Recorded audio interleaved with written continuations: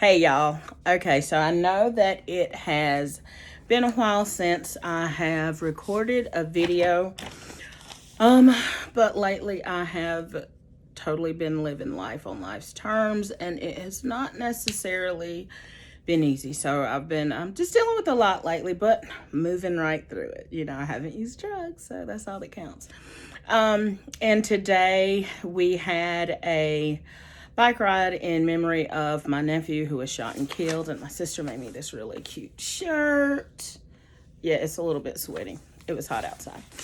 Anyway, but on my way home, I was like, I really need to do a video because I've, a lot of emotions involved with that. But the support was phenomenal, and we're raising money for scholarships for him. So, that was awesome.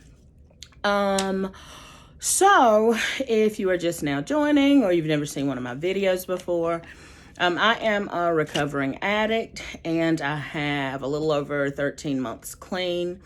And I had my family members, nieces, nephews, moms, dad, brothers and sisters write questions asking me, about addiction and recovery, anonymously, so that, because sometimes it can be hard to, ask the question in person. So they anonymously, I got these questions. And so what I'm just doing is doing a series of videos answering questions. So let's jump right into it. How long did it take you to become addicted? I was born that way. Addiction is a disease. People don't become addicts, they are born addicts. So if the question that you're asking is like, how long did it take me to know that I was an addict? It was the point that my life became unmanageable. When I began like calling out of work, not attending family functions, isolating, that was when I knew that I was an addict. But the first time that I used, it was the best thing in the world. So I was immediately hooked. We are born addicts because there are some people, who can drink, but they're not alcoholics, So it is a disease that people are born with. How did you ever introduce non-users to drugs? If so, and why? I never did. That wasn't my thing. That's not a part of my story. I never introduced drugs to people who did not use. But they were introduced to me. And the first person that introduced cocaine to me was my best friend. That was how I was introduced to cocaine.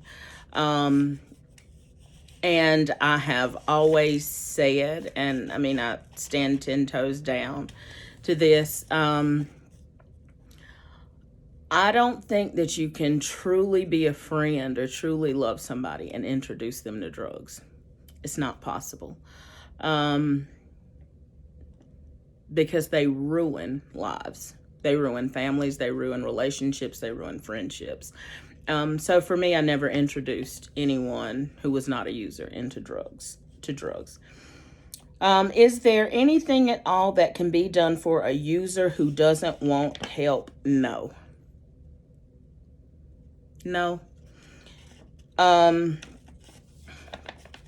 For me personally, I had to want to get the help myself. And there were times like people definitely wanted the help for me more than I wanted it for myself. But it wasn't until I said, Angel, you're out of control and your life is unmanageable, that I decided, to get help. And not only get help, but to go to meetings, to work my steps, and to find a sponsor and listen to suggestions in the rooms. I am convinced that for me, if it weren't for the rooms of NA and the people in the rooms and my sponsor and working the steps of, my NA book, there is no way possible that I could have stayed clean. It's not possible for me. How can a psychiatrist help a recovering addict? So for me, there was this kind of dual thing because I personally also suffer from mental illness. I suffer from borderline personality disorder, OCD, and ADHD. So my psychiatrist was able to prescribe medications that are not habit forming to help me manage the mental illness. There are also drugs out there, for people who are addicts, who are who have withdrawal symptoms. So in that sense, a psychiatrist can help. But for me personally, as far as having like the tools to manage like coping skills, came from my therapist. My therapist has been phenomenal in helping me to like feel these feelings that I feel and to move through them. Because with a lot of addicts, what we do is, or for me personally, what I did was I wanted to numb those feelings, numb those emotions. And a lot of that was the reason that I used drugs, was so that I didn't have to feel. But, once the drugs were out of my system, my therapist has been phenomenal in helping me navigate feelings and emotions as far as addiction and how I work through those things. So there are medications, like I said, that the psychiatrist can prescribe when it comes to like withdrawal. But also, if there is mental illness, there are lots of medications that are not habit forming that a psychiatrist can prescribe to help with that as well. Do all recovering addicts believe that they can never be cured? I don't know. I don't know how all addicts feel. But for me personally, this monkey on my back, I will always have to fight with for the rest of my life. Because I truly do feel like it is a disease. I don't think that people just wake up one day and are like, hey, I think I'm going to use drugs. I think I want to be addicted to something so bad that I cannot function in the real world. I don't think that's a choice. For me, it was not a choice that I made.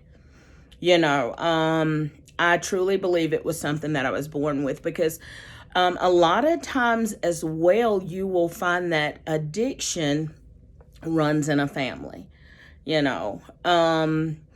so like if you like, I had family members who died from cancer, a lot of family members who suffered from cancer. And you would not say to a person with cancer, if it was terminal, you can recover from that. You just wouldn't do it. And so like the disease of addiction a lot of times like can be unseen, And so like we think like people can will their way out of it. It ain't happening, Captain. There's no, there's no willing your way out of addiction. Trust me, I have tried. I have tried just like balls to the wall saying, I'm not using anymore. It lasted maybe 2 weeks, if that, and this is my first time, just this past year, actually working an NA program. And this program is what has kept me. And the program of NA teaches you that it is a disease. And I firmly believe that it is a disease, but I don't know what all recovering addicts think. So I can't really answer that question, directly. I'm not sure what all addicts think. What advice would you suggest to families and friends of addicts?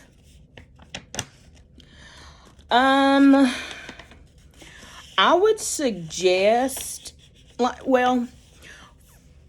when it came to me and my family, they were supportive without being enabling. So one thing I would say for sure is do not enable.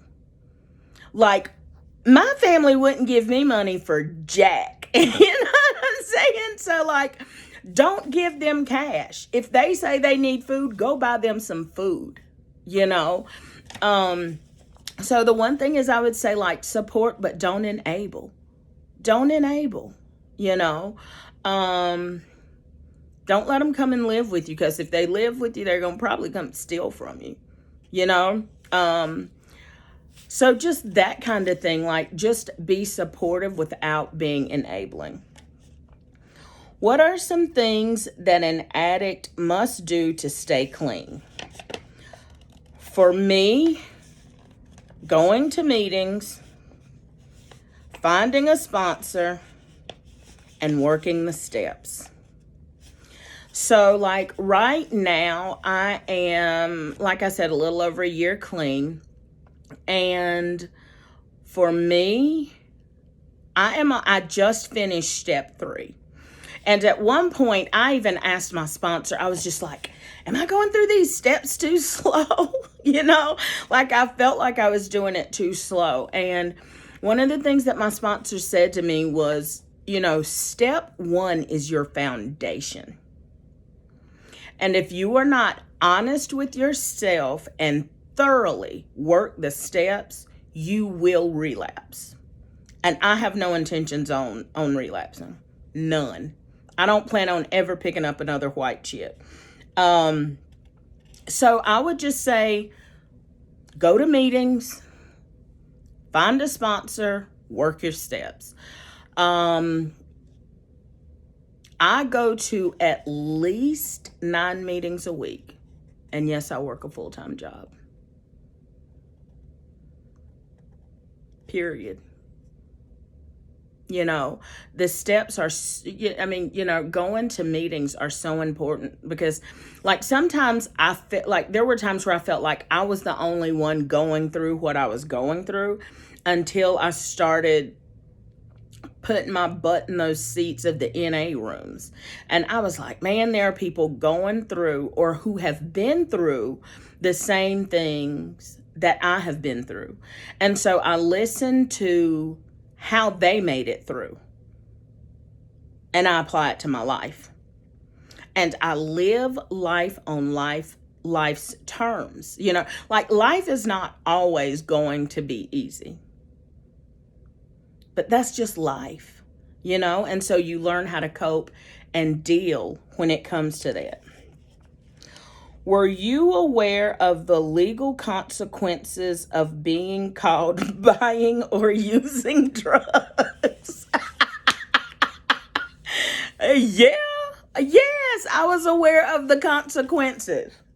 For real, yes, I was aware. That's an easy yes, absolutely. But the disease of addiction does not care. It doesn't care. And I didn't care. Luckily, I never got arrested, and I never went to jail. Like, for real. Grace, man. Grace, you know?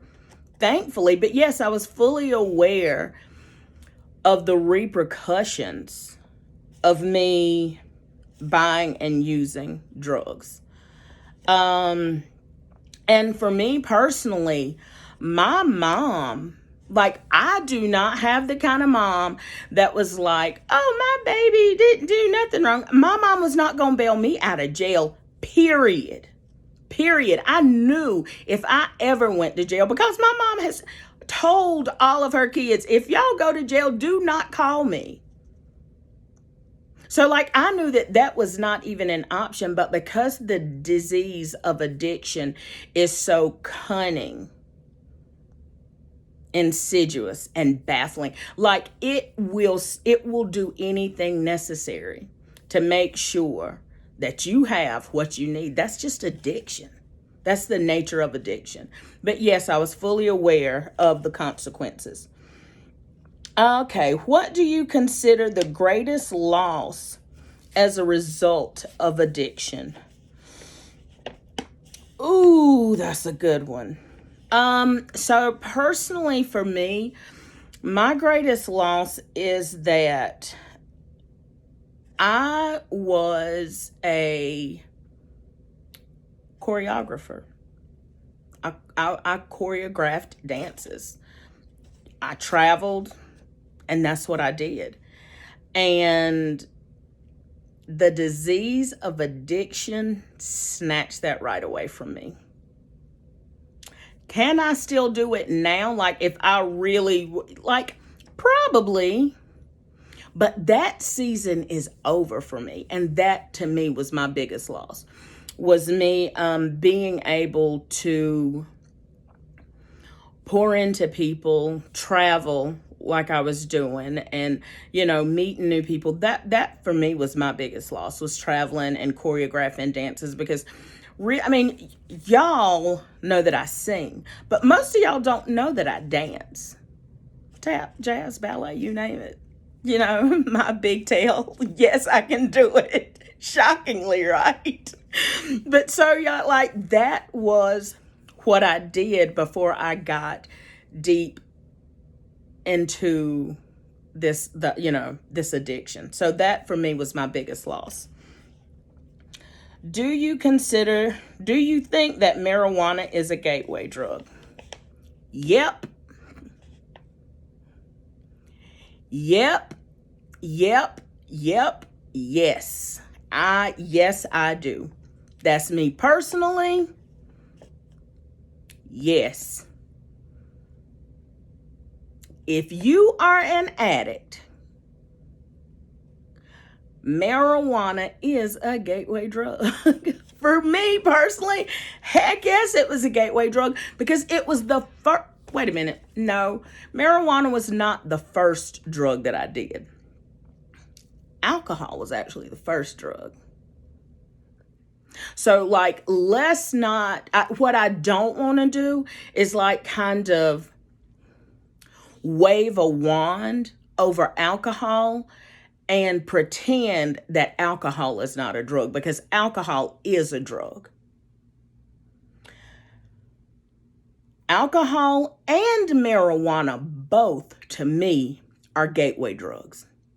Alcohol and marijuana, I will say it again, to me, are both gateway drugs. I will go one more question. Can you recall your first experience with alcohol? Y'all, here we go. This is the story, and I'm just going to tell it, because every time I tell it, it's the same. This is how it goes. Me and a friend of mine went to my older sister's house. And I had already been drinking, and I don't think I was even, I wasn't 21. I couldn't have been 21. Went to her house, and they were having a going away party for, like, somebody who lived in her house, because there were, like, I think, like, 3 sets of people or something that lived in the house. And I was drunk, because that was my first time drinking. And I looked over on the table, and I saw this, like, tiny little bottle, right? That said Everclear. I said, fuck that shit, I'm about to drink this. And I remember hearing the whole room kind of go, no, like in slow motion, right? What do? Pick up the bottle, open it, gone, right? And then after that, because it didn't immediately hit me, I'm still throwing back like gin and juice. My next memory was my sister banging on one of the doors, like pretty much kicking the door open. This old, gross guy being on top of me and my pants by my ankles. And I remember her, like, knocking him into the wall and, like, grabbing me up. That was my first experience with alcohol.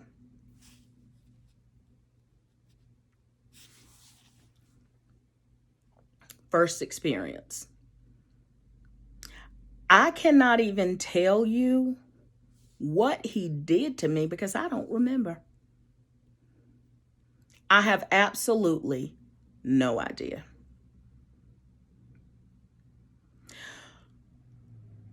So that goes to show, like, one is too many, 1,000 is never enough. My first time drinking, I couldn't just drink 1 or 2 beers and be fine. The very first time drinking, I drank until I blacked out. That's addiction. That's what addiction looks like. Thank God for being clean. Like, I'm so thankful, you know. And listen, if y'all have any questions, feel free to drop them in the comments, inbox me, whatever. I will be more than happy to answer them. And I'm going to try my best to do this on a weekly basis. It's just so hard. But I love y'all and thank y'all for watching. Love y'all. Bye.